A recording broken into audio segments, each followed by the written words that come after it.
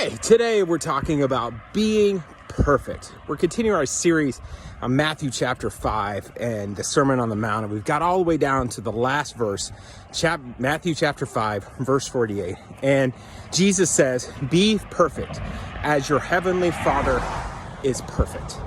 That's way hard to do.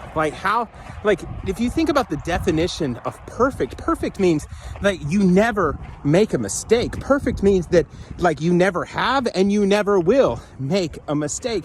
That's an enormous burden to put on someone, and most of us, if not all of us, have already failed at that. But what Jesus is saying here is not that definition of perfect. Another word we could use here is holy.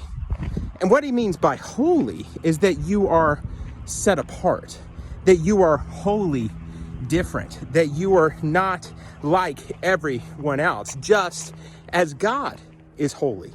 God is set apart. God is different from everyone. And if we follow all these things I've talked about in Matthew chapter 5, if we talk about that you turn the other cheek, that you love your enemies and pray for those who persecute you, if your yes is yes and your no is no, if you don't look at someone with the lust of your eyes, if you go and ask for forgiveness and reconciliation, if you are doing all these things that Jesus called for, then you are going to be holy. You're going to be set apart. You're going to be totally different. And so what Jesus is doing here is that he's calling us to something greater, a better life, a life that is to a higher standard than what the rest of the world says.